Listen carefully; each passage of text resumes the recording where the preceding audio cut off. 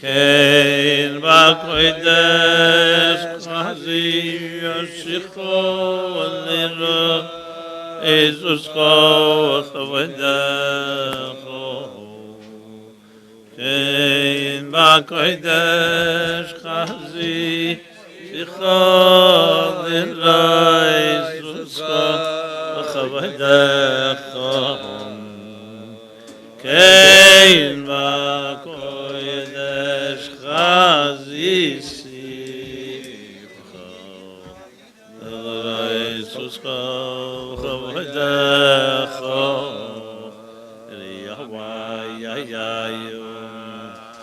ay ay ay ay ay la la oh Yahweh Yananu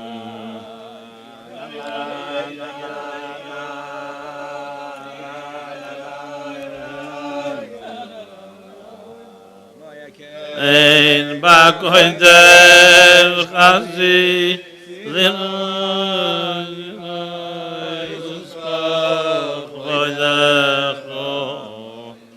Kein bakoides chazi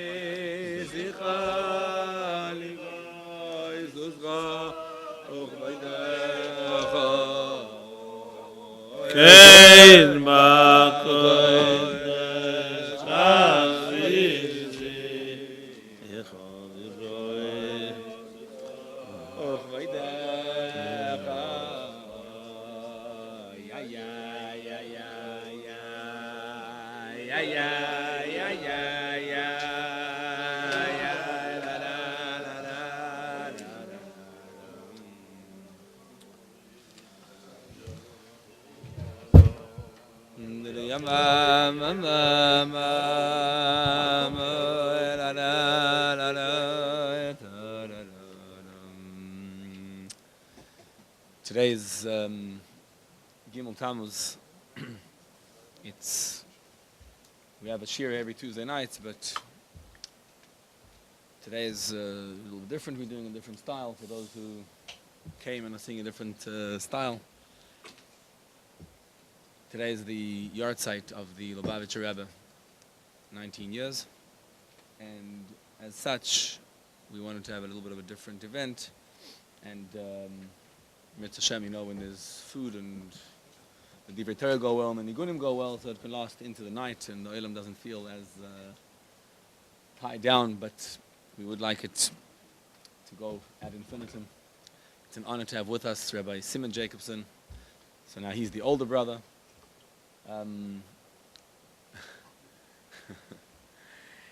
And he's got I actually subscribe every week to an email that he sends out, which I would recommend. It is not too many people I know are able to take down the deepest concept in Chassidus and bring it down in a way that's really, really understood and really graspable. Bring it down to, he wrote a book called Toward a Meaningful Life that was actually printed in, I think, 300,000 copies around the world, really bringing down very, very deep concepts into ways that secular people can understand. It was taken by, I forget which, HarperCollins, was it? William Morrow, that produced the book. And it's an honor to have with us Rabbi Jacobson. Okay. All right. Rabbi Jacobson. So just the style is basically, for those who don't not familiar with it, there's Divrei Torah peppered with nigunim, and the idea is that we walk out with something, a deeper connection to God, and understanding Chassidus on a deeper level. Rabbi Jacobson.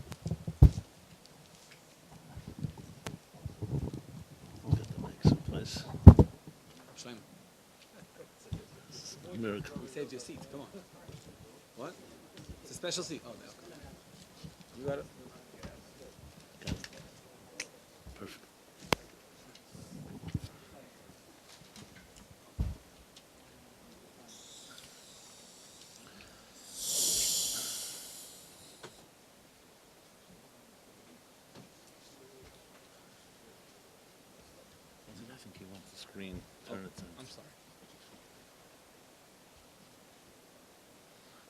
They're just getting technology catching up with human beings.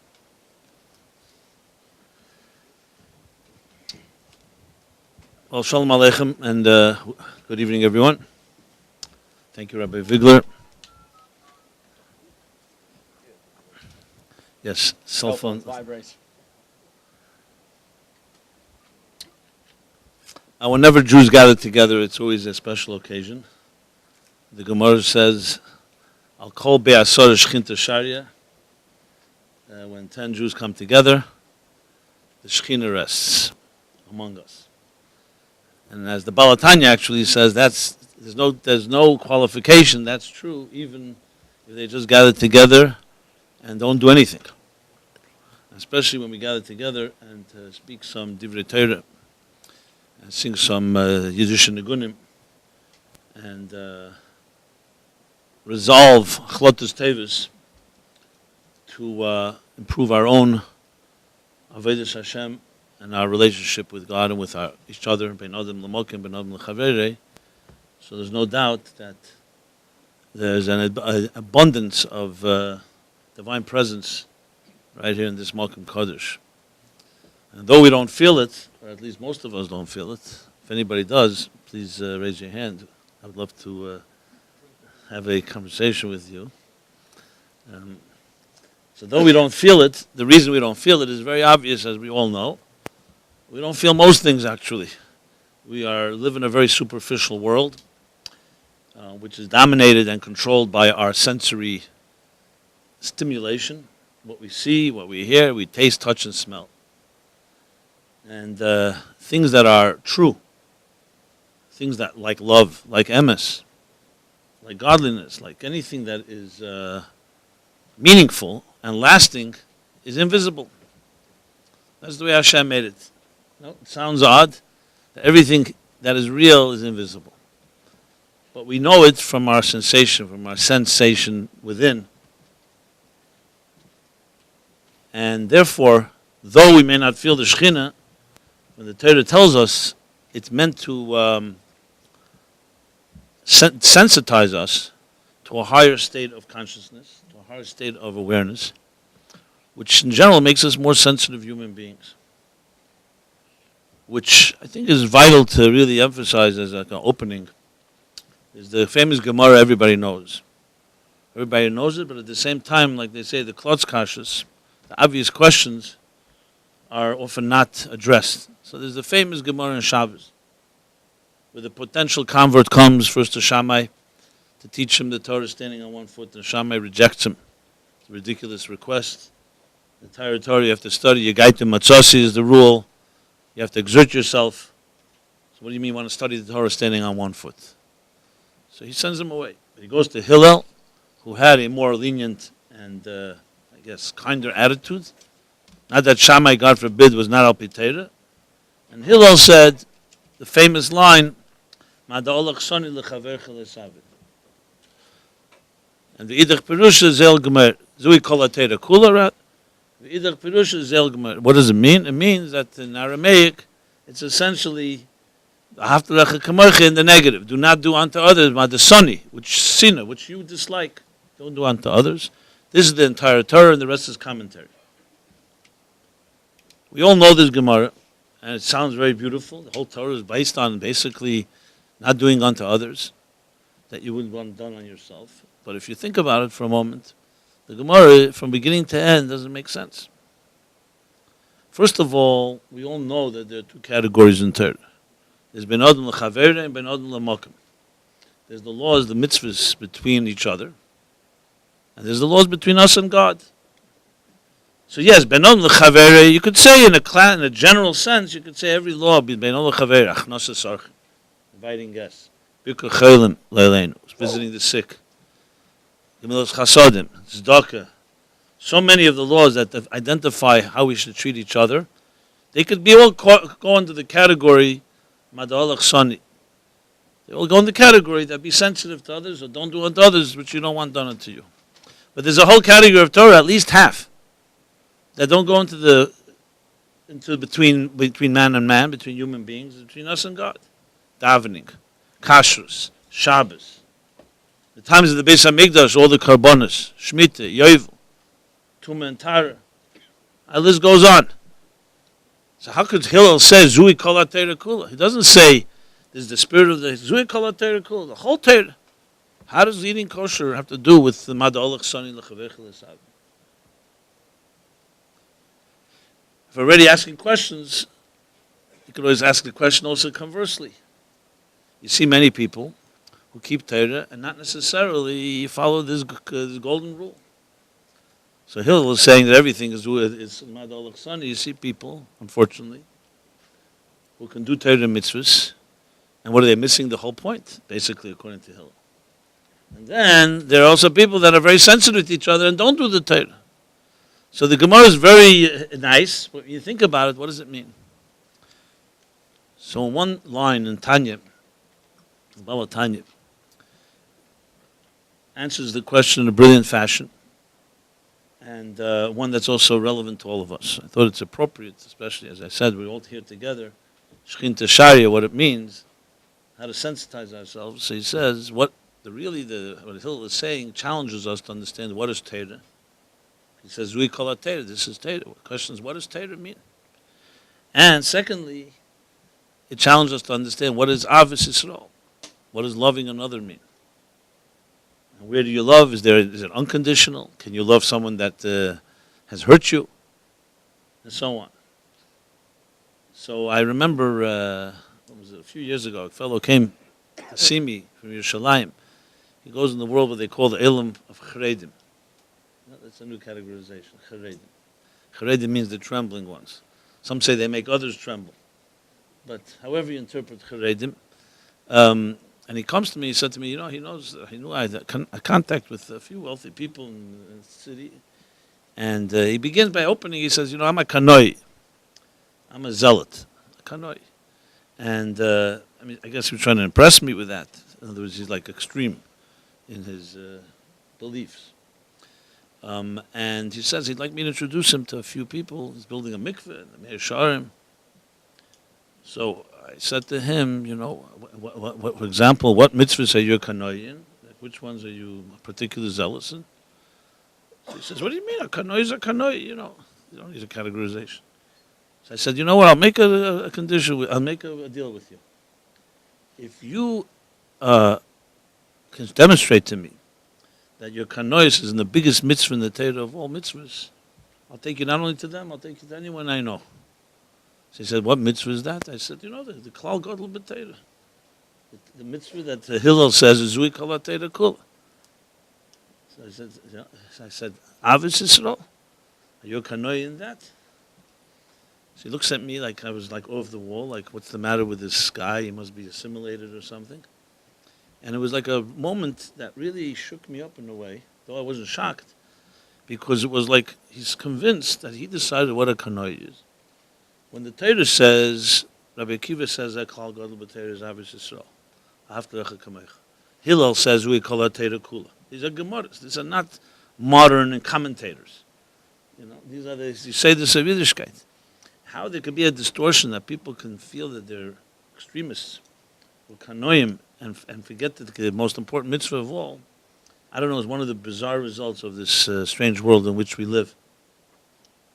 So what does the Baal HaTanya say? He says something very powerful and very simple actually, but also very profound. Like any Gemara, a Gemara seems obvious on the surface. When you start analyzing it, you start realizing that it has far more depth than we may know. He says the following. He says, what does it mean? I'm elaborating. In Tanya, it's only really a line or two. But it needs some explanation. He says, what does it mean? The what's the kasha everyone asks? If it didn't say kamecha, okay, no. Love your fellow. Kamecha. Like yourself. It seemingly defies, number one, human nature. Defies halacha itself. We all know halacha says, Adam karev eitz la'atzmei. It's a din that affects so many different laws. We are naturally biased to ourselves. That's why, the masam atzmei rosh, the masam atzmei tzaddik. You can't testify about yourself or anyone that's close to you. We're biased. And that's not per se a bad thing. That's the way God, Hashem, created us. We have to recuse ourselves in a situation where there's self-interest. But it's a klal. Odom karev etz latzmei. Now, some of us need to look in the Torah to know that, but most of us know it without looking anywhere. You come first, me first. I wake up in the morning, I feel myself. Then I apply myself. I'm a little sensitive that there's other people to think about. But our natural inclination, no one has to remind you when you're hungry, when you're thirsty, right? You don't need to look into a sefer. When someone tells you, you know you're hungry, you're thirsty. Other people's hunger and thirst, you need to be told. Or you need to look for it. That's how we were created. So how does the Torah expect of us? Like yourself. It's a question from the Mefarshim. The Even Ezra, Ramban, others ask the question on the Pasuk. They all have their own particular interpretation. The question is, really, if you want to put it in more simpler terms, what is love? What does it mean to love? So today, in modern psychology, especially secular psychology, love, especially evolutionary theorists, will tell you that love is basically self-interest compounded. I need to survive. Since love is another need of mine, so therefore I have love. Love is not, in other words, that selfless giving thing. It's about taking. I don't know if here's appropriate to quote Richard Dawkins, the radical zealot atheist. There's a book called The Selfish Gene, and he makes a case that everything is selfish. Even our giving is selfish. This is all about survival of the fittest. I need to survive, so I need to have a community. So I get along with other people, not because I care about them, but because I need something. So it's a give and take. Everything is a negotiation for our own survival. I only quote this because sometimes, there's an expression, my enemies make me wise. If you want to appreciate Torah, sometimes it's good, like the Torah says, Torah should be chachmaschem, benaschem, le'enei kol ha'amim. It's important to sometimes see what is Einei Kol Ha'amim, how the nations look at it. When you look at a secular perspective, it can help you appreciate the Torah perspective. What is the Torah's answer to this? Torah's answer, no. Ava does not come because of his selfishness. Ava becomes because Hashem created us. That despite the fact that we are driven by self-interest, we have the ability to transcend that and connect to something greater than ourselves. Where's the first Ava in the Torah? Adam and Chava. So what does it say? This is pure psukim without any commentary. That they were created as one. The Eibishter said, Nasa Adam b'tzalmeinu k'dmusenu, Zocher nekeva bara esam, male and female, and then he split them into two. And that's why, Al Kain Yazav Adam, we will go out and seek the other half. What's the essence of basic love? This is romantic love, but all love really is connecting to something more than yourself. The exact opposite of taking. It's about transcending yourself. And not to be just a selfish creature that just takes care of yourself. That you become greater when you go outside of yourself. So it's the exact opposite of the so-called secular, that secular theory that is really the prevalent one in today's modern Western society. So the Baal HaTanya says that what is love? The way he puts it, it's Hagbara Satsura Alachem. It's when you recognize that the spirit is more powerful than the body. We begin our lives every day in our lives. First comes my body, first come my own personal needs, and then I think about others, as I mentioned. The whole purpose of the Torah is to reverse the process. Instead of being the arrow facing inward, me, and I take, it's to learn to transcend yourself and to learn to give, to learn to relate to something greater than yourself.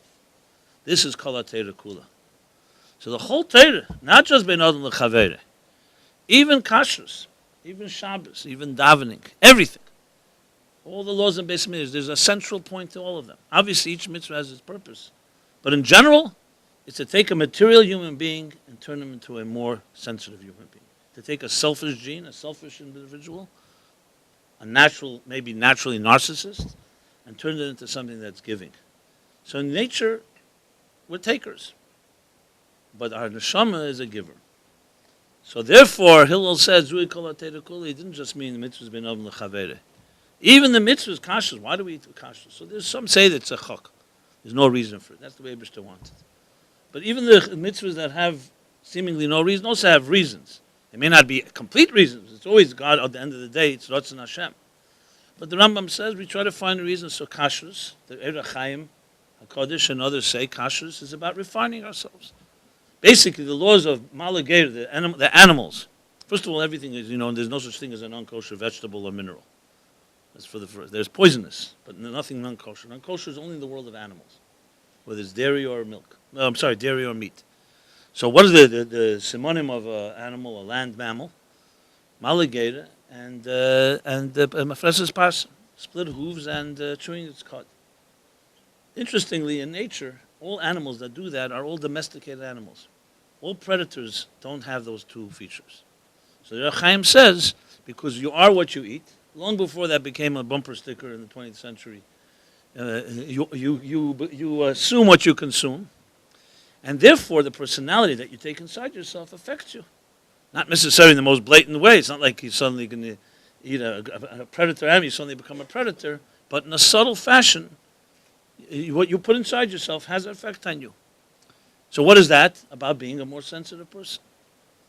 The Mechinuch writes about kashrus and other mitzvahs. It's about before you put something in your mouth. You know, your natural inclination, I'm hungry, I want to eat, I want to indulge. Just the mere fact that you stop and say, is this kosher or not? Did I make a bracha or not? Beyond everything else, beside all the other meanings, on a simple level, it simply means you don't just indulge. Nothing you don't indulge in. It's an approach to life. So it's easy for us to become mitzvahs anoshim al-mod, we just do it mechanically. You know, grew up in a kosher home. I grew up in a home like that. I'm repulsed by basar b'chalav, not because of necessarily holy reasons, because you grew up with it and you suddenly you can't even imagine eating it. But the point is, it's sensitivity. So Hill is saying, kol ha'teira kula is basically hagbaras atzur alachem, is love. Learning to not love yourself only, and learning there's other people, learning to be a more sensitive person. And this is Shabbos, and kashrus, and tefillah, and so on. The fact that we can distort it, and a person can daven beautifully, and eat kosher impeccably, and do mitzvahs with the tachlis hahidr, and then be insensitive to another human being, it just shows on our own inconsistencies. You know, there's the famous Gemara in Ein Yankov, the Girs and Brachas is Kamva pu machtarta rachmana karya. A Gana, before he goes out to steal, he davens to Hashem that he should succeed. Now tell me, what is this exactly? The Taka says in the Gemara, Ein adam avera elim ke'nur richnas by ruach shtus. Person doesn't do a sin unless some type of moment of insanity, but there's a limit to insanity. It's like telling the Hashem says, Leis signev, don't steal. So he goes to Hashem and says, listen, I want you to help me steal. You want to make believe God doesn't see you or you ignore it is one thing. But a guy should go and daven that God should help him do what God told him not to do. Even I think most of us, even in our most insane moments, probably don't do that. Yet the Gemara designates and defines such a category of a person. The truth is we all do it. Man, who doesn't Rosh Hashanah Yom Kippur make a deal with God, and then a moment later we all have our lapses. I'm not here to say it as a criticism. We're human beings. Everything all right? I don't want the building to fall. Good. So the Gemara is letting us know that not just some weird guy that does this, we all do it in subtle ways. We may not do it with Geneva, we may do it in other forms. What does it show you? That we live in a world of dichotomy, and it's very easy, unfortunately, to eat kosher and not be kosher, to keep Shabbos and not be Shabbosdik. Shabbos isn't just keeping the halachas. There's a spirit to Shabbos. You know, everyone knows the joke about Nishtum Shabbos Geret. That one. So we have this line, Jews have devised, we have loopholes for everything. So we say something on Shabbos, you're supposed to be not divrei chel. So we say Nishtum Shabbos Geret. That Nishtum Shabbos Geret, not Shabbos speaking, I have something to say to you that's not Shabbos. Whether that is Eizgehalten or not, whether it's appropriate is another story. It's a famous story. So a guy Friday night tells his friend, Nishtum Shabbos Geret, I have a Jaguar for sale. She says, Nishtum Shabbos Geret, I'll get back to you tomorrow morning by Shachris. So by Shachris, he says, how much do you want for it, Nishtum Shabbos Geret? 75,000. Nishtum Shabbos Geret, I'll give you 60. They, okay, let me think about it. They come to Mincha. So he says, what? So, no, you're taking my 60. He says, well, Nishtum Shabbos Geret's already been sold. So they did the whole thing, and the Nishtum Shabbos Geret resolved the issue. That's obviously not the point. So there's a letter of the law, there's the spirit of the law. Obviously, they go hand in hand, but it means conscientiousness, it means sensitivity. And Hillel, in his simple statement to the potential convert that we all, it's like almost like a kindergarten story, has profound depth to it. He tells him, Kol ha'teira kula is being sensitive to another person. And if you're missing that, you're missing the central point. So we sit here together, we all have Ein Day saying Shabbos, everybody has their opinions. Jews are very good at that. We have ein parts of Shabbos, no one is alike. But the beauty, and maybe this is one of the reasons why the Shekhinah rests, even when we come together and there is nothing else. Obviously, Divrei Torah is a critical component, but even just that, the mere fact, like a father, when a father sees children come together, even if they're not saying anything, the mere fact they could just sit in the same room and not argue is already a reason for the Shekhinah to rest. And halachas come much more so. If we also speak Divrei Torah, sang Nigun Shama L'cha Nafshi, you think about the words of the song, which is essentially what I just said. What does it mean? Shama L'cha Nafshi. My spirit thirsts for you, because I feel in this material world like it's a barren and arid desert, and I seek you. You know, how many of us think about that? Rabbi Jacobson once announced in his town in Berditchev, he said that he would like everybody to come together. It was a Tuesday afternoon, 12 noon. Okay, nobody knew why, but Berditchev says so. So everybody came together. They closed the stores, men, women, and children. Everybody gathered in the big shul there. They're waiting for the Rebbe Berditchev to come in. He comes in. Everybody's waiting to hear what might be some gzeira and shamayim, some decree we have to abolish. The Berditchev gets up by the bima, he gives a clap on the table, and he says, he came to let everyone know, Sedar and Eibishter of the Welt, that there's a God in this world. And that was it. And he went off the bima and went back. So you say, nothing happened. Yeah. The fact is, we have to be reminded of that, as we know, every second. Especially if you're a person who's a Shema Torah mitzvahs, because it becomes very mechanical and very easy. Today there are records of how fast shachos can be davened. Someone told me that in one record they got it down to almost, I think, 9.5 minutes. It's like the 9.5 minute mile or something. Huh? It's faster? Huh? That's slow, okay. There's Megillah contests, how fast the Megillah could be read. I mean, halachically, literally. It's a joke on one hand, but on the other hand, it's a sad commentary. Halavai sheyispal odom kol hayom kula, the Gemara says that halavai, a person should daven all day long. So literally everyone sees, it should take the olden days in time of the Tashas, people would daven all day long. But by us it means simply, question is, you want to run out of shul, or you can't wait to leave shul, or you can't stand leaving shul. A person who feels that the Eibishter is number one and everything else is number two should probably take a little more time to leave a holy place. But that's not the world in which we live. We're busy, we're surviving, and we get together, a little gathering like this, Shechinta Sharia, to talk about, not in a critical way, but sometimes just to wake us up, like Levi Yitzchak Berditchev says, just to wake us up what really matters. Unfortunately, those wake-up calls usually happen, sadly, when things are not working so well. When things are going well, we take it for granted. And we have great brachas in our times.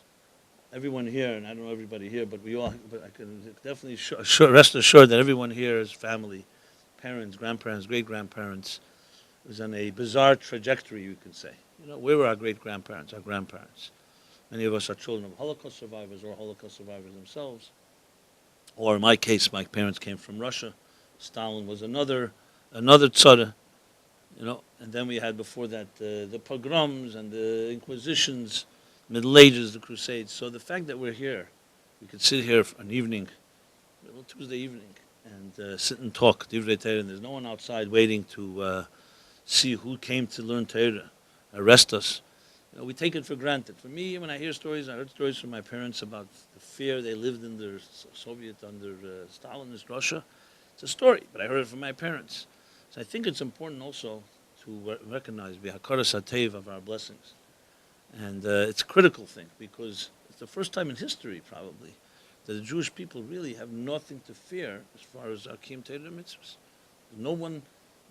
Any maniya, anything is only within. As they say, the challenge of comfort is apathy. And that's our greatest enemy, apathy. So we'll talk about it some more. And I just wanted to say, so it's an honor to sit with a bunch of Jews and feel, without you, the Shekhinah couldn't be here. And so we all need each other. 9 Moshe Rabbeinu's does not bring the Shekhinah Sharia, and 10 simple Jews it does bring. So we should all recognize how special we are. Not to feel arrogant, but as the contrary, to feel the schus of being a Yid in this world, that we have our particular mission, our challenges, and hopefully this evening can be something that isn't just a nice few words Then we all go home. The kavanah, the intent of everything is a pull in nimshachas. That hopefully, if we can create the right spirit, inspiration, we can carry it on to our own personal lives. Neighbors to Shaben Shasol, and all of you and all of us, that in the schuz that we sit together, and the Shechina rests here, whether we feel it or not, it should give us all keiches, strength, and brachas, and everything we need, begashmis and beduchnis, and to remember that we have to always know, kol Torah is one thing, is how you treat another person. That's the Evan HaBechen at the end of the day. And that's a challenge that we all have, and sometimes Frumkeit can get in the way of Yiddishkeit. So, l'chaim everyone, l'chaim. Let's set the tone of the niggun of the Balkanis.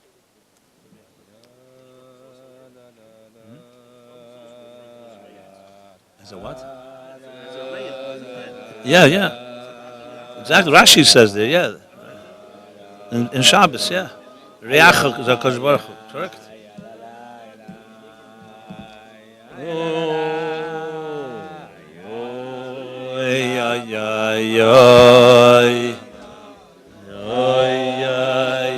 I like this nigunim. There's the nigunim. You're doing a good job. You're doing a good job. It's a Rebbe Rasham's nigun actually.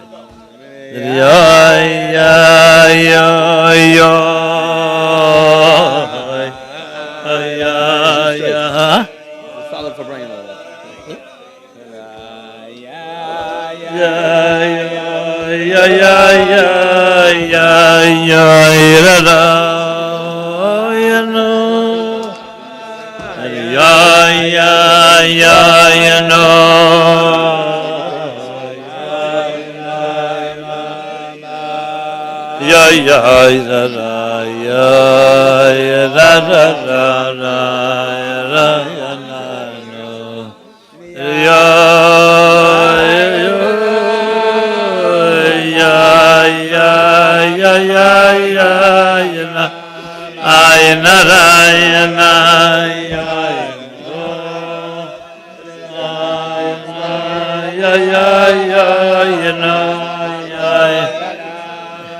How's this?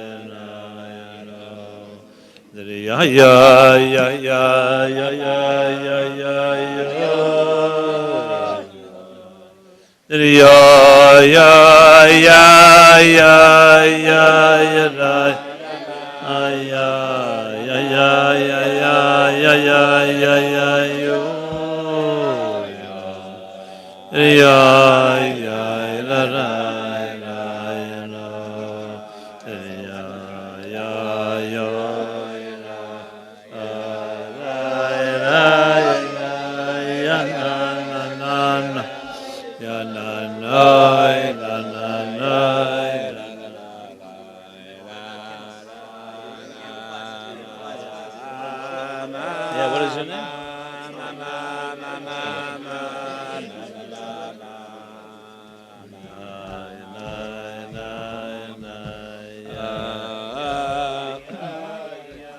Yeah,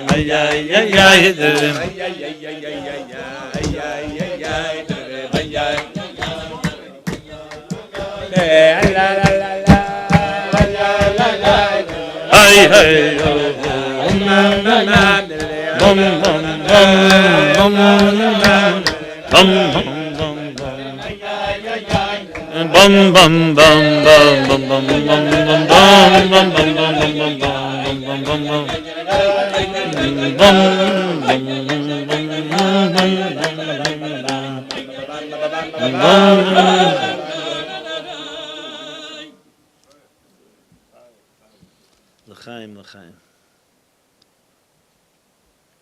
The song we just sang, the previous one, it's called the Balatani's Alter Rebbe's Nigun.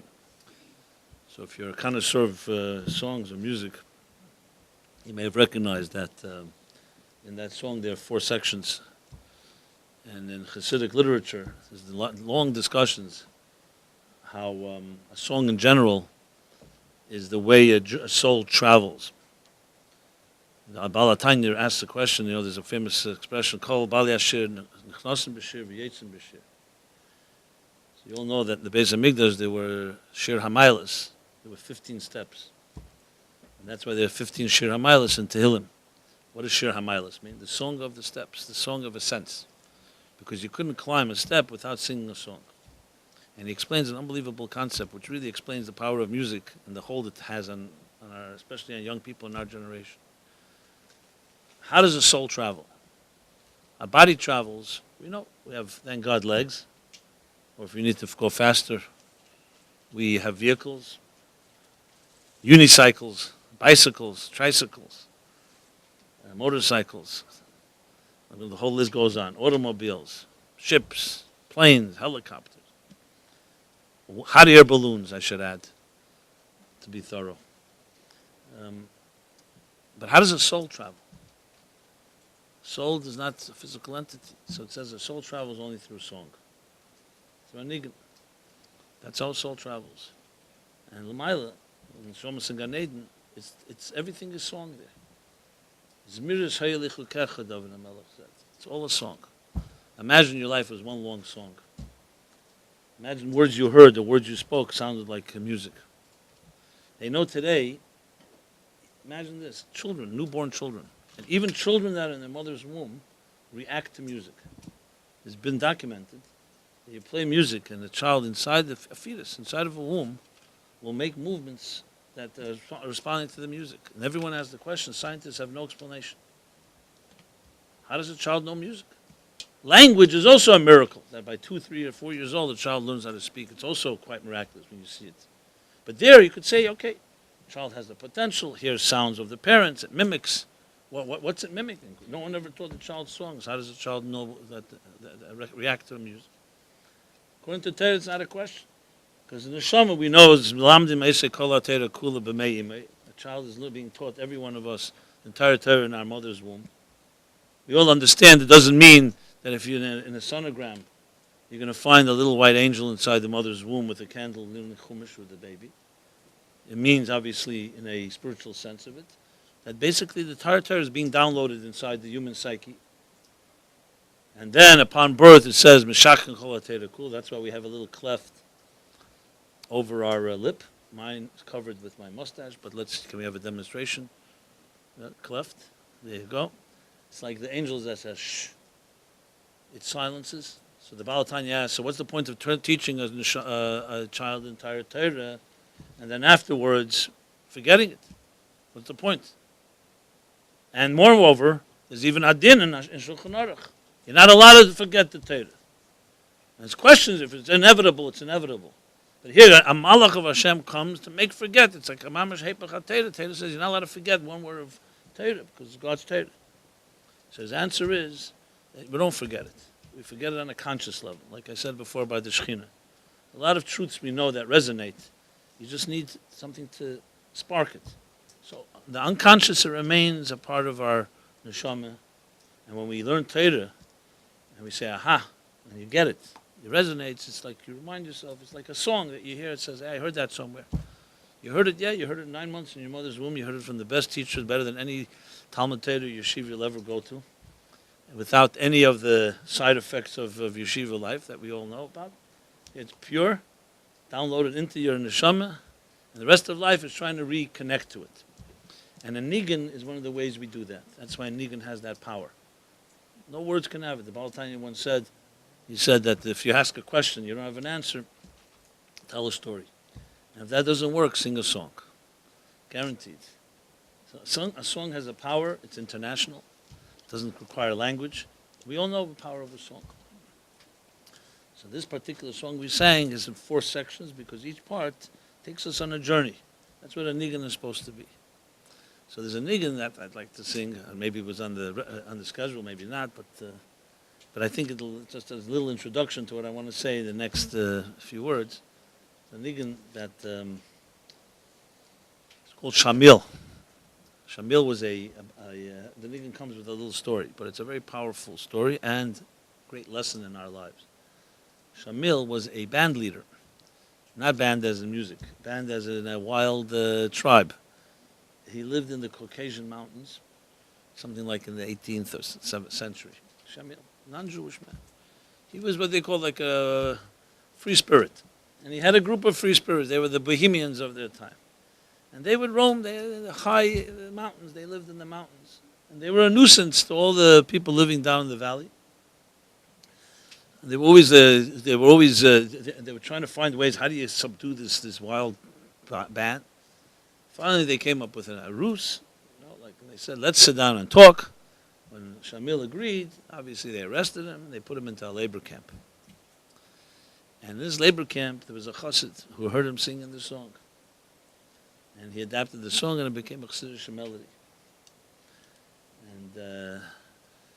And called by the name Shamil. What does the song entail? The song is Shamil bemoaning his life. And it's made up that this song happens to be in 3 sections, 3 parts. The first part of the song is Shamil nostalgia. He remembers the good life when he was a free man, a free spirit up in the mountains, living in the top levels. The second part of the song is melancholy, his sadness of now being locked in a labor camp. And the third part of the song is hope, the yearning, the hope, the optimism and confidence that one day he will soar again. And when the song was taught by the Lubavitcher Rebbe on Simchas Torah, it was his custom, this was in 1958, told the story, and then said that there's a lesson in life is we all go through these 3 stages. The power of a Jew is we live in a world, this world, the material world can often be like a labor camp. And the fact that you feel sometimes very good doesn't mean it's not a labor camp, it just means you got used to it and you're comfortable with it. What's a labor camp? Material world holds our souls hostage. So the Neshama sings a song, first of all remembering Malamdin Eisei Kol HaTeira Kulo, Mashbir Eisei Tihi Tzadik, that we're told we come from a much greater place. Never forget, no matter what your life is like, your neshama fundamentally comes from high mountains. Then that's the first part. So there's knowing that, always remembering that. The second part is obviously, times it's good to have a little melancholy to at least see life is not exactly the way it's meant to be. And then the third part is that hope that every Jew, from the beginning of time till this day, even the darkest moments, the brightest moments, always knew that the end will be great. And we will once again rise. And that was why it's worth all the efforts of our parents and grandparents, because we will reach a destination of this long marathon of history. So let's sing the Nigun. And then afterwards I'll share a few words about, I think, a lesson that we all can take from this. One of the lessons was that we're going to learn several lessons, personal lessons in life. So let's sing the Nigun Shamil. Yo yo no yo no yo yo no yo no yo yo no yo no. Yeah, I'm gonna get that. Yo yo na yo na yo yo na yo na oh yo na yo na yo.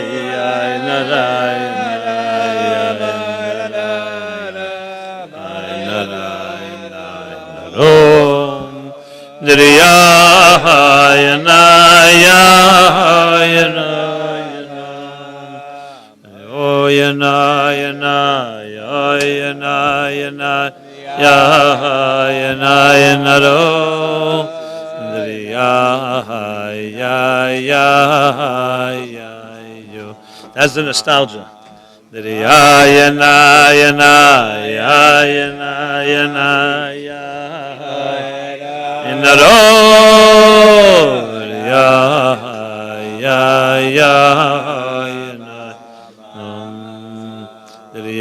you know, you know, yo, you know, oh, you know, you know, you know, yo, you know, yo, you know, oh, you know, you know, you know, the melancholy. Narai, ya, ya, narai, you know, oh, you know, you know,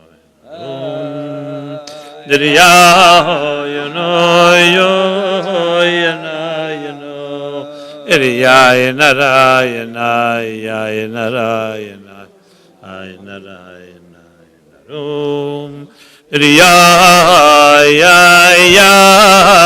ya, you know, the hope, l'chaim. So this was, I think, a good introduction to the first of 5 chidushim contributions. Since we're talking Gimel Tammuz of the Rebbe, I can tell you, I grew up, obviously, in a traditional home, Chassidish home, Chabad home. But as I mentioned before, it's very easy to take for granted what you grow up in. And it's critical to challenge ourselves. Someone asks you that didn't grow up in the same environment, and you tell me what's the uniqueness of the Torah. So many of us just dismiss that like, okay, Rahman or something, they don't know. I know. But sometimes, if you can't articulate it to someone who doesn't have the same upbringing, one may wonder whether you're just going with a program you haven't thought about it. So say, what's the Torah's contribution to the world? I've asked this to many Frumiden, and they can't really answer this. For them, it's like such a ridiculous question. What do you mean? It's not even a question. Torah changed the world. He asked them how. You know, Lahavdil, I don't know if you say Lahavdil on Einstein. Einstein, millions of people, billions of people tell you in 2 seconds how he changed the world and how it affects technology today. Someone say, how did Torah change the world? I'm not saying this to be skeptical, but sometimes you have to ask the question, and then you come up with the real answer. The Torah itself says, I said before, the Torah says, explain to a simple person of the nations. So to sometimes step back and say, what are the contributions of a particular Gadol? Whoever it may be, whether it's a Rabbi Akiva or Rabbi Akiva Eger, modern times, Middle Ages, biblical times, is an important thing, be able to say, what did Moshe Rabbeinu contribute? They said most of us will never ask this question because it's a given. You mean Torah Messinai, Moshe Kibbutz Torah Messinai. But you know, sometimes if you can answer the question in very simple terms, even to a secular person, guaranteed you'll appreciate Torah deeper. So I've asked this question many times to myself, and I asked it also about the Rebbe. I grew up with the Lubavitcher Rebbe. You know, what contributions, and not just God will be Yisrael. So for sure he made contributions, but ones you can quantify. And you can put them in and explain to us, any simple person, there's a contribution that can change your life. And I think it behooves us, whoever it is in the Torah, to be able to say that. Lahavdil, you may remember around 15 years ago, there was an author, Thomas Cahill, wrote a book called The Gift of the Jews. It was a bestseller. He's a non-Jew. That book, I can tell you, brought more appreciation of Judaism than many Torah drushes. Why? Because he spelled it out in that type of language. He explained how Judaism and Torah, Jews, basically introduced to the world concepts like hope, like optimism, providence, purpose. He demonstrates it, he proves it, that these concepts didn't exist. Basically, Judaism, Torah brought civilization to the world. The ideas of what we call human rights, that today is not another book I'm just mentioning on 2 wings by a scholar, also non-Jewish. He demonstrates that the founding fathers of this country took their ideas, not from Christian ideas, he calls it from Torah, not even Bible, Torah metaphysics. It's on 2 wings, you could check it out. And he documents it. It's an academic book, he brings actual quotations, that the concepts, for example, in the Declaration of Independence, all men are created equal. We would say all people are created equal and have inalienable rights endowed us by the Creator. Where does that idea come from? It's pure Torah. Human beings are created in the divine image, and nobody can ever take that away from them. And therefore they have rights that are God-given, rights to every human being.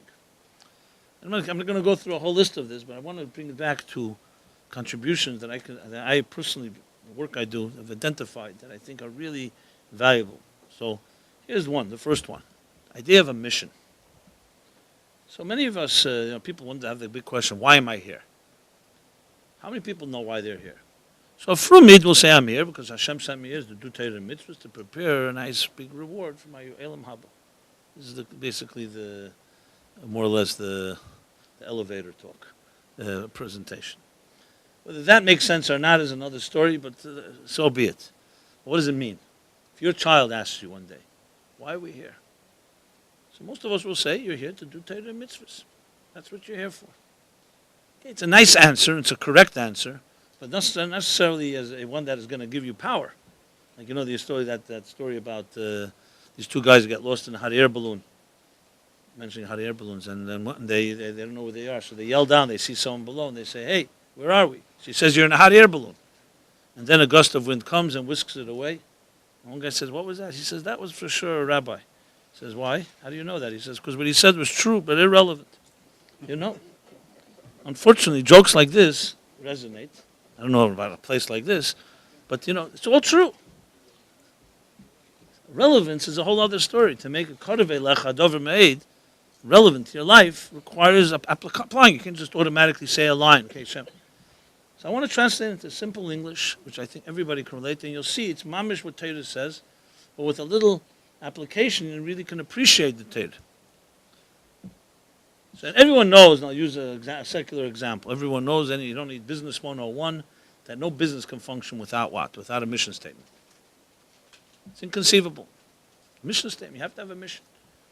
Now if someone says to you, comes to you for an investment, and you ask, what's the mission of your business? And they say to you, well, it's a long story, it'll take a long time for me to tell it to you. Or they'll say, I have several options. Or they'll say, I decided not to have a mission. When I retire, I'll develop a mission. You won't even look at them. It's ridiculous. You're not going to give them one penny. They don't even know what their mission is. And the mission statement can't just be and say, our mission of my business is to make money or to have happy employees. It's not a mission. A mission has to be unique to the company. Google's mission is to organize all the information of the world and make it accessible. Sounds simple. But that mission drives 30,000, 40,000 employees. And every penny that they spend with their billions of dollars. And that mission didn't take a minute to develop. It probably cost them a few $1 million to develop as well. Because the mission has to be clear, focused, and unique. That's the key, unique. It has to be unique to you. So if someone now asks a question, and I've done this, especially with secular audiences, but I'll ask it here too. This is a Yiddish Shamayim audience, right? Is that how you categorize? No. We won't call, no, I won't call you any names. What is your personal mission in life? And apply the same criteria. What's your personal mission? I've asked this question to many people, to myself, of course, as well. And here you'll always have the similar answer. People say to be happy, to bring up a good family, to be shemer Torah mitzvahs, for those that say that. That's the equivalent of a company saying our mission is to make money and be happy. It's not a mission. That's every company is supposed to do that. What's our personal mission? And if you say, where am I getting these ideas from? Is it a modern... No. The first psukim of the Torah. Before anything. What's the first description of a human being? Not that a human being is intelligent. Not that a human being is emotional. The first description is that God said, however you understand this cryptic statement I mentioned before, I want to create someone in my image. That's what it says. Tzelem Elokim. Male and female. And I want to put them in this earth, la'ovda l'shamra. It begins with a mission. Maybe the shortest mission statement ever is the mission of the Mishkan. 2 words. V'shachanti b'seichel. That's a mission. The Osili Migdash, v'shachanti b'seichel. Has a purpose. The whole Torah is built on purpose and design. That's what it means. Bereshis bara l'kim sh'mayim. It means that the world is not a random accident. It's put here by design. Design immediately compels us to say, why? You design something for a purpose. Tachlis habriyah. And there are many different expressions used for this. But it's not just a general mission, because if Hashem needs a general mission, He wouldn't put 7 billion people on this planet.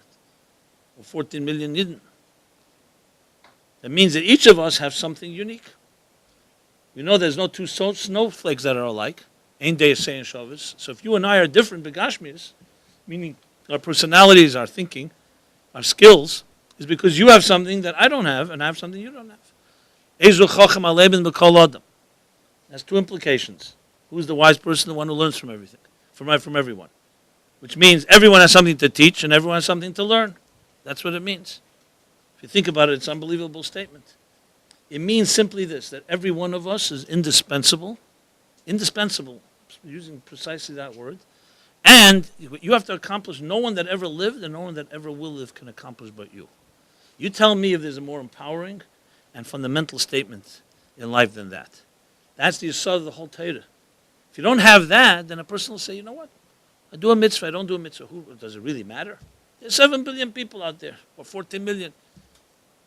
You know that joke with the rowing team, the Jewish rowing team always kept losing? And they said, listen, let's find out what the secret is by the non-Jews. So they sent a spy, a Jewish guy, snuck into Harvard's rowing club, and he comes back, he says, a simple secret. There, one person is yelling and everybody else is rowing. You know? Here, one person is rowing and everybody else is yelling. You recognize this? So if a person doesn't feel significant, what is the Torah's value? It loses any value. That you're indispensable. That what you have to do makes a difference now and forever. Loshen HaRambam. That you have to look at the world always as equal, and one act can tip the scale is critical. Because if you think you're insignificant, then all your actions are insignificant. Someone invites you to a project and says, you know, tomorrow morning we need you to come to Minyan, or to come, we're going to visit somebody that needs help. And it's early, and you say, hey, you really need me? You say, you know what, if you don't come, it's also fine. Who's going to be motivated to go? But if someone says to you, we can't do it without you, it's a whole other story.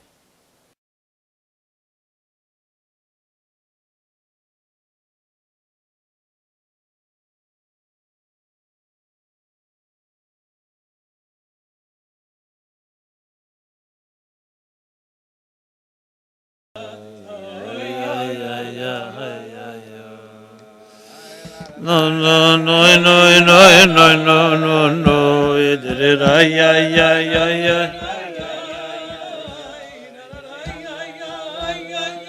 Oh,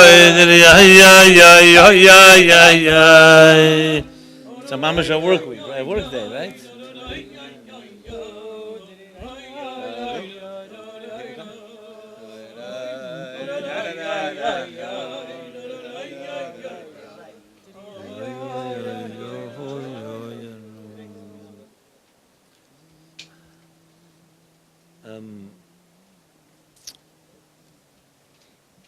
So we'll speak Bekitza a little more. I'll try to sum up that elaborating, so that way it gives you also the free will. If you want to go, you can go.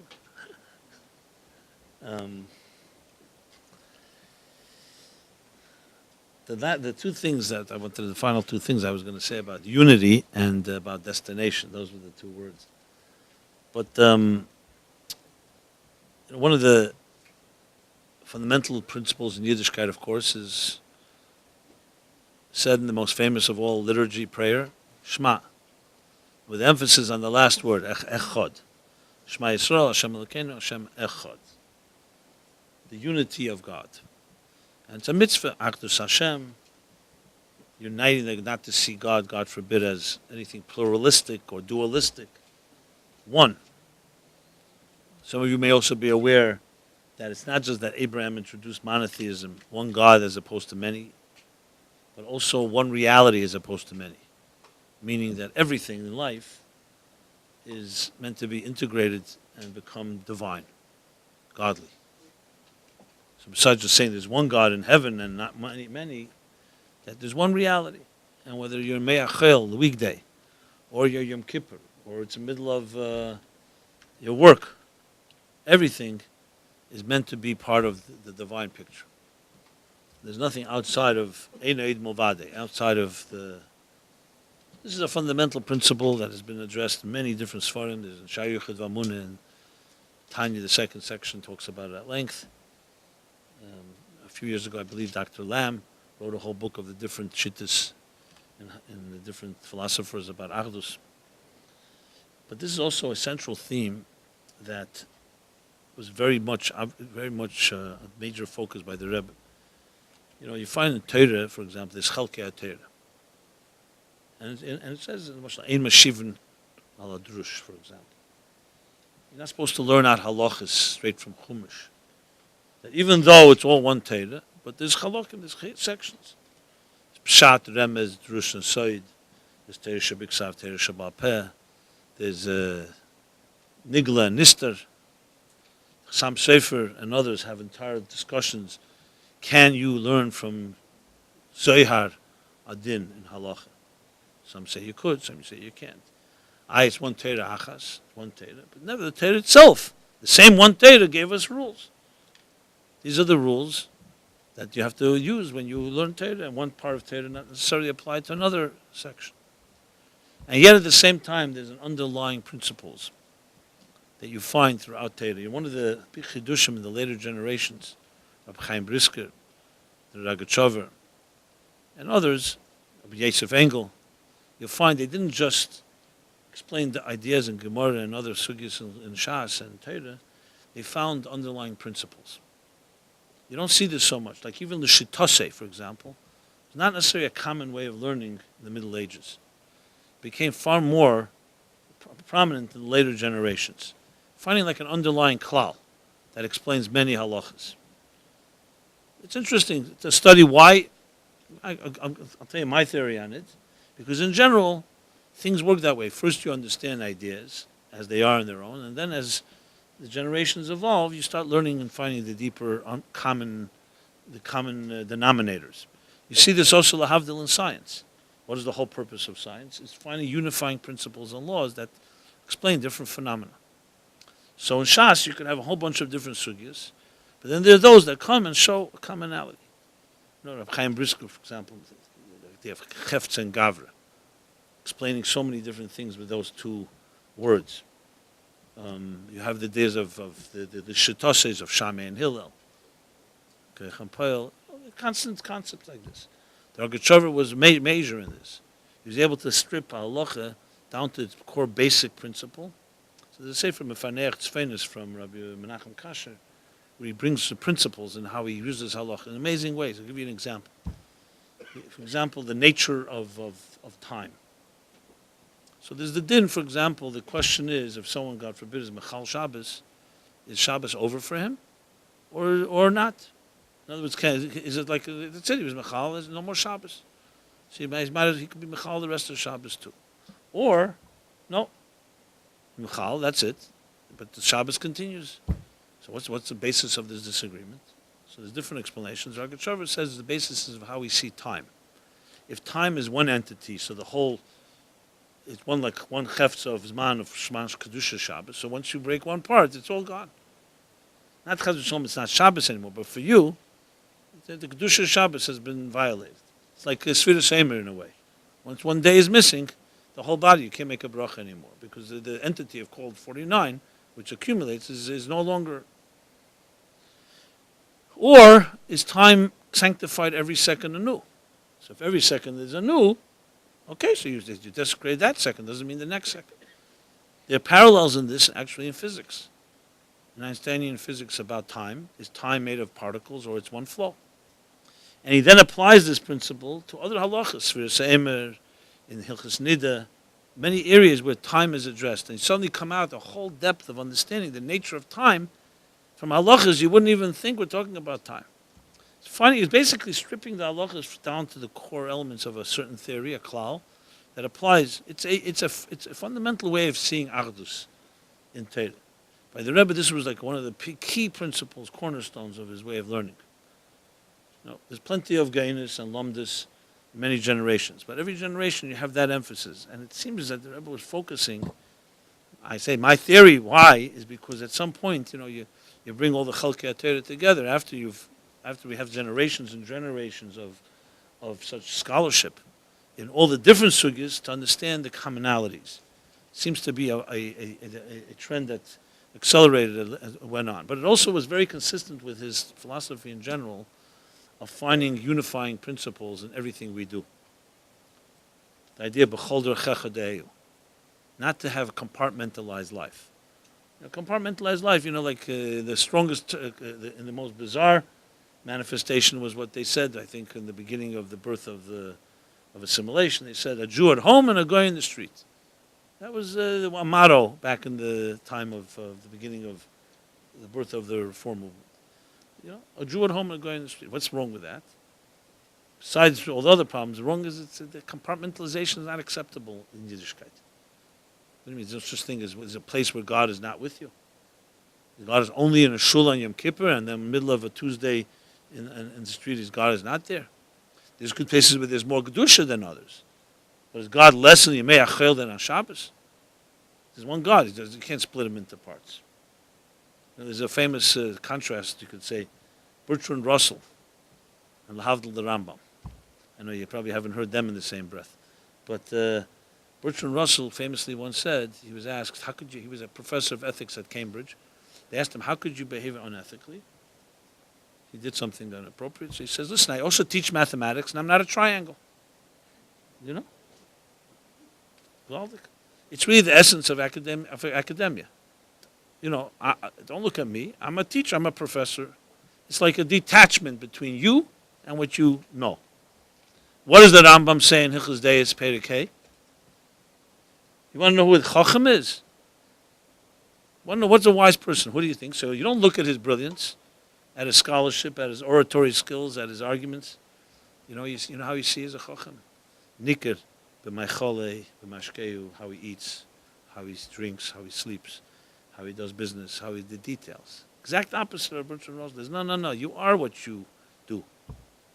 There's such thing as compartmentalization. I learn Torah, and then I can be a manuval, or I can be completely. Obviously, none of us are perfect, but don't make it an aspiration. Remember the Rebbe once saying, we all make our mistakes, but don't make your mistakes into a philosophy. Because then there's no hope. You turn it into a philosophy, now it's already a philosophy we have to contend with. When all it is basically human flaws. So the idea is that Torah doesn't tolerate a lack of... Hashem Echad is more than just one God. It means compartmentalization is not acceptable. That we compartmentalize is part of our nature. It doesn't mean it's a virtue. The idea of finding and being able to, wherever you go, even at work, your job is to bring godliness wherever you are. That's what a Jew does. Some places it's in a revealed way. When you're davening, you're learning, doing a mitzvah. But even b'chol drachecha de'eyu. What does that mean? Then you walk in the street. How you deal in business. There's a Torah that governs that. It's a different environment, but it's the same God everywhere. It's just different forms of expression. Now this too is not an original idea, as I said before. It's not an original concept. I'm quoting Psukim actually. But the focus on it in our time is more than ever. When Jews lived 500 years ago in a shtetl or in a small city, they didn't have much compartmentalization. Where were they going? They had their lives. They were simple lives. They were persecuted. They couldn't. How many options did they have? Today, it's very easy to be compartmentalized. Here you have an internet, and here you have this, and you have that. And we have now all these challenges. How do we balance faith in a modern world? You see all the big issues with the internet, the frum world dealing with the internet. All they're dealing with the issue of compartmentalization. What do you do with that? And how do you compartmentalize? The ultimate answer is that there's Achdus Hashem everywhere. Obviously, the things that are not permitted, that we have to avoid. But chayil, in the things that are reshus, which is the majority of our lives, it's about making chulun altaras hakedush, the idea of sanctifying one's life. And this was a critical component in the Rebbe's teachings, the idea of finding those unifying principles in your life. So besides for all the other advantages, philosophically and everything I've been saying till now, also psychologically, a human being abhors fragmentation. We don't like fragmentation. You see disorder, disorganization. Most people, everybody doesn't like it. It's what's the word? It's disconcerting. So the idea of having a certain seamlessness, a certain type of understanding, there's one underlying principle. What does Hashem want from me? That whatever I do, that governs it. It creates, I won't call it a simpler life, but a far less complicated life. There's issues that we all have, the different personalities, that we have, that we go to therapy for. Have this voice and have that voice and that voice, is resolved when you find the unity, so to speak, in the Neshama. Which maybe goes back to the idea of a mission. You have one underlying mission that connects it all. So that's principle number 4. Achdus, both in Torah and our personal lives. So we all know the greatest bracha you can give someone is menuchas hanefesh, menuchas haguf, to be able to feel at peace with yourself, that you don't have to have these conflicting voices. You know, your work tugging you out here, your family here, your Yiddishkeit here, your business there. The idea of finding those a certain principle that is unwavering and permeates everything that we do. L'chaim, l'chaim.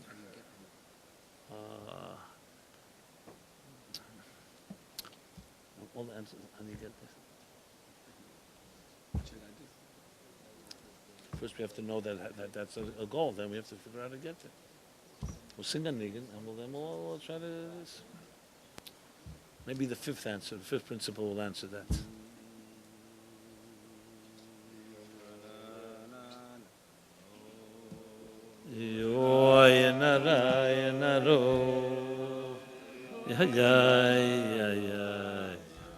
Why you feel fragmented?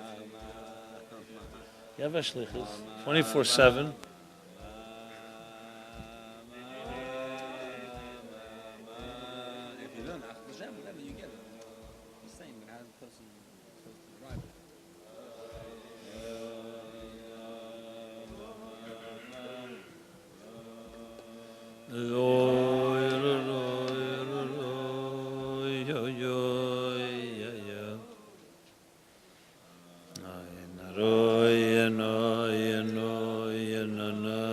This is water?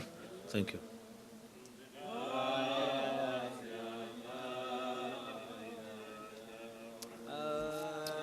How do you know all these nigunim so well?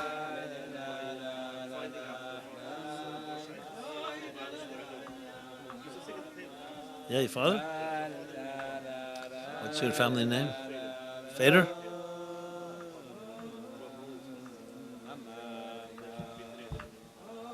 Oh, where does he live? What was his first name? Simcha Fader. Oh, yana.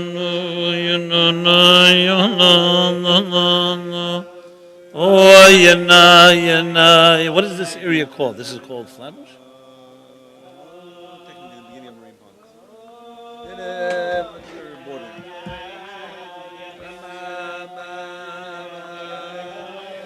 Yana. Yeah. Can you get through?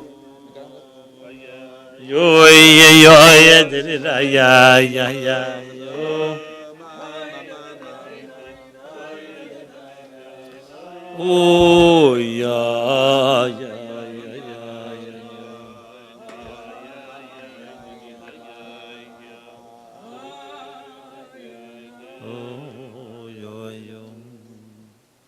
When I hear this song, it always was. We would get tensed up because the Rebbe would say a mimer, Chassidus, and it was always more complicated than the rest of the Farbrengen talks. So when I hear it, I right away, like the next step, I'm waiting for the mimer to be delivered. Well, now it's a nigun. So Rabbi Vigler just asked me, so how do we get to a more unified place?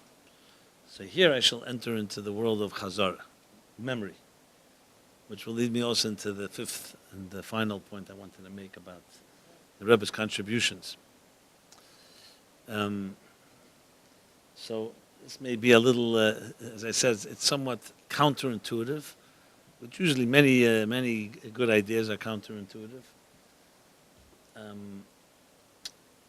Let's talk about this thing called memory.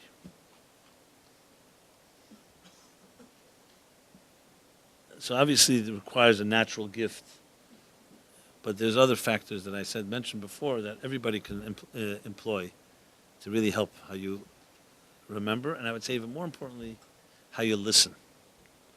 Because the real secret to memory is the art of listening. How many of you think you're good listeners? Yeah, men never raise their hands. There we go. Good. So I'm not going to embarrass you by testing your ability. We have to ask the people around you whether they think you're a good listener, right? So listening is a complicated art. Because listening is not hearing. Hearing, if you have healthy ears, you hear things. Listening is more than hearing. It's ability to absorb. So who in the society, as a segment of society, remembers best? Children. Children remember best. It may be hard to get children's attention, but the songs, the stories, even stupid things we heard as children can haunt us the rest of our lives. Whereas adults, things wash over, we don't remember, we find all these, trying to find gadgets, how do we remember things? Children remember unbelievably, which is seemingly weird, we're seemingly strange, because memory is a faculty of the intellect, and children's intellect is clearly less developed than an adult, so how do they remember so well? Because memory requires not just intellect. And as a matter of fact, intellect works against memory, as weird as that sounds. Memory requires suspension of ego, and adults don't know how to do that. What I mean by that is that memory requires the ability to absorb. We have like two wheels inside our brain.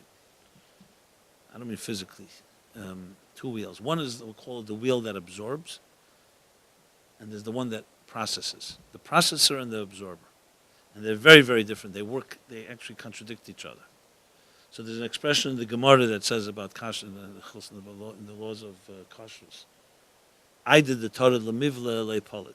That while you're busy absorbing, you can't be busy transmitting. So foods that absorb can't be giving off. And I did the Torah lepolit lemivla. When you're busy transmitting, you can't be busy absorbing. This applies absolutely to this rule.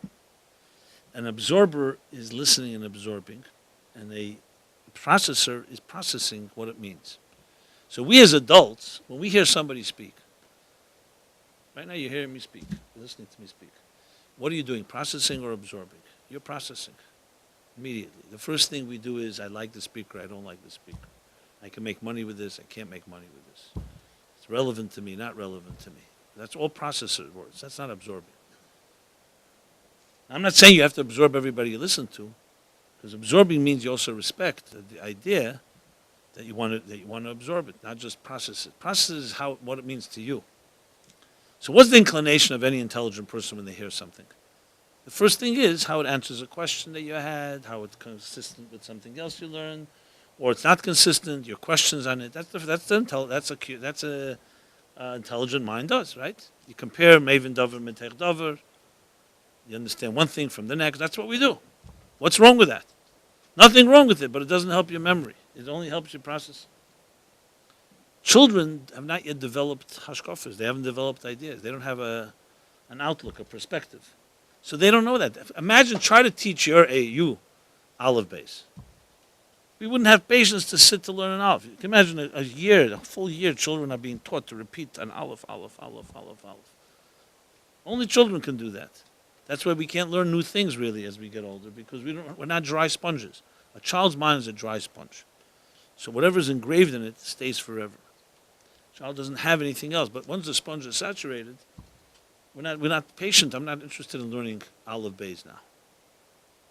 An adult would say, why am I learning it? A child doesn't ask you, say, well, imagine a child saying, why am I learning A, B, C, Aleph Beis Gimel? You have to explain. If you don't know Aleph Beis, you can't read a sentence. You can't read a sentence, you're not going to be able to communicate ideas. So adults already are in the world of ideas. They can't absorb that. When we listen to the Rebbe, when you listen properly, you had to actually suspend your temptation to process, shut down the processor, and just have the absorber. It's extremely difficult to do, especially if it's a geschmack idea. Because the more pleasurable the idea, the more you want to process. But I'll give you an example. Imagine, no one should know, but let's say you're standing in front of a judge and a jury, and someone produces, your other side produces a great piece of evidence or a convincing witness. You don't want the judge and jury being influenced by that one witness or evidence. You want them to hear all the evidence and keep an open mind. In other words, if they process before they absorb, you're going to be in trouble. Or research. What does research mean? When you research something, you don't come to conclusions in the middle of your research, or else it's a very dubious research. Research means you gather all the facts, you put them together, you don't draw any conclusions until your last piece of information. Then you sit down and say, okay, now, what do I learn from all of this? Because if you don't look at everything, one piece of information may change the whole picture. So just examples how we first absorb and then we process. But when it comes to communication, regular communication, we're processing before we absorb. So when I'm speaking right now, I would say you're probably hearing, to be conservative, 60% of what I'm saying. Why? Because you're processing mostly. So processing is you, how you heard what I said. Doesn't mean that what I said, which is so often the case. You can see somebody, 1 second, you're responding not to what I said, you're responding to what you think I said. So I once told this to somebody, he says to me, yeah, but you should have said it differently, then my response would have fit. So I say, so you're telling me what I should say to fit your response? What is the logic? Look, I'm not even getting into arrogance now, which of course is another factor. Even without arrogance, it's just it's a bad habit. We're not trained to absorb in that fashion. So here's the exercise, my friends. Okay, I've done this with people, and this is it. You can do this anywhere on your own. You don't need anyone watching you even.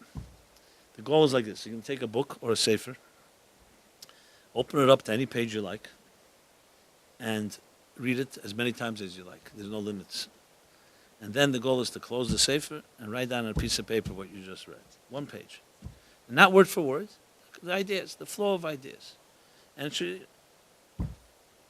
then compare. You open the sefer and see how well did you do. How close is what you wrote down to what it says. So I'll tell you my results from doing this with a number of groups. Always the same results. That's why I know it's pretty consistent. The result is, before I start, I say, okay, before we begin, let's just get an estimate. What do you think? How much are you going to capture with 100% being complete? Most people say between 60 and 80% we'll get. That's what everybody predicts. 60 to 80% sounds like fair, of the page I'll be able to convey. And then we start. And the smarter the people, the faster they do it, obviously. They read it once, and they're ready. We're writing, I'm ready. And the results are always the same. First of all, the people who did it fastest are the ones that get, of course, the least. The smartest people are the ones that not only do they not capture, no one ever hits more than 40%, and the smarter ones even lower than that. Not only don't they capture what it says on the page, in many cases they write something that contradicts what it says on the page. Because their head is working so well, their mind, they're writing what they understood. And I show people, and they say, yeah, it contradicts what it says. They say, I don't agree with what he says. But you didn't write what he said. You wrote what you said, what you're thinking, which is that was not the exercise. The second time around, everybody goes up from 40 to 60%. So that's why I know guaranteed 20% success. Why? Because overconfidence was the first mistake. Everybody thinks that they're better than they really are. So they think, what big thing? I'm a smart guy. I'll read the page. I'll write, blah, blah. Then you suddenly realize, hey, that's what happened to me. I remember the first times I was listening to the Rebbe, I'm trying to remember. I say, 1 second. I thought I could remember. I'm not remembering anything. And I realized, because you think you could. You think you're a smart guy. You heard it. I got the idea. Try it out. Try to listen to someone that you really respect or you hear a good idea. If you heard something tonight, try sharing it tomorrow with somebody. You're going to tell you exactly what will happen. You'll say to someone, I really heard something interesting. They say, no, what was it? You'll say, well, I don't know. It was very good. It was really good. And then you start looking for a word here, a word there. Why can't you repeat it? And you didn't. It's not you were delusional. You did hear it because you didn't hear it. You didn't absorb it and yours. It's not yours. You heard the speaker who understood it. So you convinced yourself. I also understood it because you understood it at the time. But had you written it down, had you repeated it right away to someone, then, which is a key thing. So it's a little. I would ultimately say the secret to memory is humility. Actually, of all things. Not seichel, not brilliance. It's humility. The ability to not be overconfident that I get it all. The ability to say, you know what, I'm going to shut down my processor and all my intelligence. Let me just hear what that person has to say. I could always disagree later. I could always, like in our case, we would remember. Then we processed it afterwards. I'm not saying we shouldn't process. It's just 2 steps. I did the Torah, the Mivla. At the time you're absorbing, absorb. And then when it comes to processing, you'll process a lot better, which we can say is a 6th principle, which was not a bonus principle, the principle of bittul. Now, see, this I can tell you, counseling couples and so on. I always use this, the idea of communication as a couple. So usually women accuse men of this more than the other way around. You're not listening to me. He doesn't listen to me, and the man will say, "What do you mean? I heard every word you said." But hearing and listening is not the same thing. Tape recorders also hear well, but they don't listen. So the key thing is, and this goes to the second exercise. Next time you get in a disagreement with your spouse, which, as we know, happens once in 50 years, right? A disagreement about something, you disagree. Here's an exercise that very few people can really do well. You go back to your spouse and say, listen, I know we disagree about this, but I want you to repeat what you're saying about it. I'm going to listen, and I want to then repeat to you what I think you said, and tell me if I repeat it accurately. Very rarely will anyone be able to. Besides the fact most people don't have, their pride doesn't let them even try this. But let's say you tried it. Because you're going to repeat, if you disagree with something, you never repeat it the way they say it. You repeat it the way you think, so you should be able to then slug it up, In other words, you weaken their argument. You're not going to say it the way they said it, because you're not agreeing with them. That's a perfect example how your way of thinking gets in the way of a real communication. Now, I'm not saying that you're right, that person is right and you're wrong, but I'm saying you're not even giving it a chance because you are convinced. So you're not really even hearing another perspective. Basically, it's the respect of another person, the sacred respect of another person's space, which is not easy to do because how could I don't agree with you. Why would I want to hear what you have to say? But if you're if you're an intelligent person and you're secure, is the only way for you to be right that someone else is wrong? Listen. Maybe you'll learn something. So intelligence is a lot more connected to humility than we may think, which explains, of course, a big Gemara. Hillel. Why is that halacha ki Hillel? There was all the years that Hillel and Shammai, in the Gemara Paschals, there was a Baskel Hillel. Why? So you'd think the Gemara would say, you know why? Because Hillel was a better scholar. Or brought better proofs. No. Hillel Amveson Hoya. He was the humblest. Why? So they say there, because he would present Shammai's arguments before his own. That's why he was Zeich. So everyone has the question. Humility is a beautiful virtue. What does it have to do with the Talmudic debates?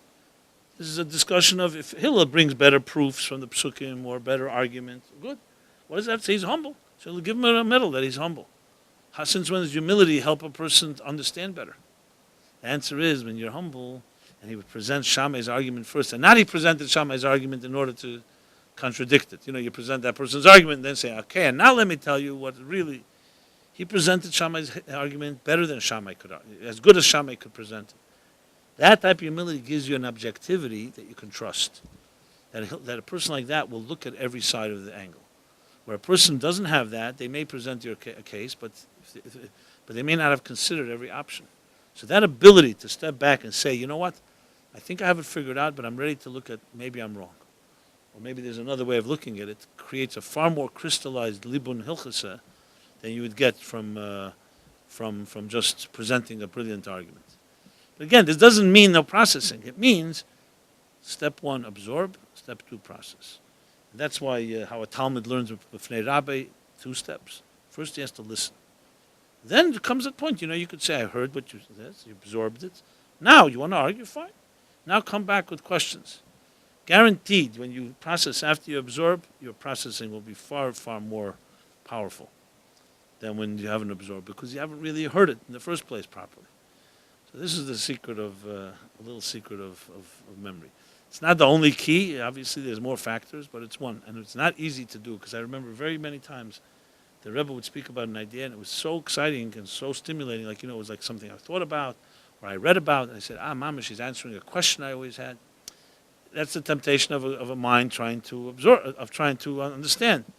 And whenever that happened, I knew that afterwards it would be impossible to remember what he said, because I got so absorbed that's not, no pun intended. I got so involved in the processing, you forget how to absorb. I remember actually that's the counterintuitive part. The more you understood, the more dangerous it is to remember, because it becomes your understanding instead of the idea being absorbed properly. So, interesting counterintuitive thing about how our brains work. Right? Try it out. It works. Try it out. So, may we all listen well. And, B'chlal, it would help the Ahavas Yisrael and less divisiveness if we're able to do that, sit down and have, secure people have no problem listening to someone disagree with them. Insecure people have a very big problem with that. So it's another issue, dealing with securities and insecurities. We can't cover everything in one night, right? Huh? You're playing devil's advocate? Look, I said at the beginning, I think when you say the Baal Shem Tov, for example, Avos Yisrael, you ask him why the Rebbe's principles and why not his general principles or Torah principles. I think, as I said before, it's good and original, I think what a real Talmud Chacham does, a Gadol, is not suddenly comes up with the most brilliant innovation. It's someone who knows how to take the focus of that particular theme in Torah and apply it to what's needed in the time. For example, the idea of mission that I was talking about. Yeah, from day one, everyone knew there's a mission, but tell me, how many people know there's a mission today? So the Chiddush is for the generations, not always a Chiddush Otzim in Torah itself. To me, when I study the Rebbe's teachings, it seems to me these are 5 things that are like recurrent fundamental principles that I see have shaped lives and can change an approach. I think they're completely Torah-based. They're very much psychologically based, but nevertheless, it's the Rebbe, the one that definitely put that focus on it. I don't see another person who had those principles quite that way spelled out. That's how I attribute it that way, Obviously, you can take a chiddush, the Rebbe took a Gemara or a Maimar Chassidus and gives you a chiddush that was never said before. That's more of a chiddush in a sugya. I'm talking more like a so-called, if I had to write a book about contributions of how did Einstein change the world. So yeah, there's the theory of relativity, theory of special relativity. But if you want to know how he changed the world, you have to really talk about how the world was looked at before and how it's looked at afterwards. And I'm very confident to say that I think of the Rebbe's case, presenting a case with the Rebbe's contributions in that way, you can make a very strong case how, as a leader, he identified key needs in our times, and using, I guess, the language and the context of Torah, focused on them. As I mentioned before, how many problems would we preempt today? Today, there's a problem with addiction. There's a problem with people, with the boredom I mentioned. And people are, why people get addicted to things? Because they don't know where to put their energy. They have a lot of energy, and there's nowhere to go with it. So imagine if they had a sense of purpose and a sense of mission. So it may not be a chiddush, but for our times and day and age, that compelling need is, I think, one of the best preemptive medicines. I would think that any teenager that senses a mission and senses that they're indispensable and they can use their skills and things I mentioned, solve a lot of problems. I mean, there's no magic pills.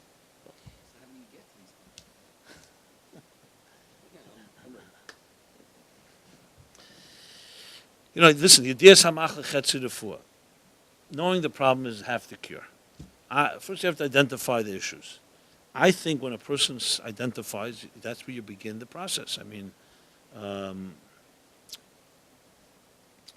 how of everything always begins with commitment. You can learn all the tricks of the trade, but if you're not ready to commit tomorrow morning to do the exercise, it's worthless. So I think number one is a commitment. I don't think you can just get people committed to something without inspiring them to do so. It's one thing to say you got to learn Chassidus, you got to learn halacha, you got to learn this. That's like a commandment. But if you can show someone that by learning it, it enhances your life, and it can help you with issues that you'd struggle with on a daily basis, far more chance you're going to get your message across. You're going to get people to listen, not just hear.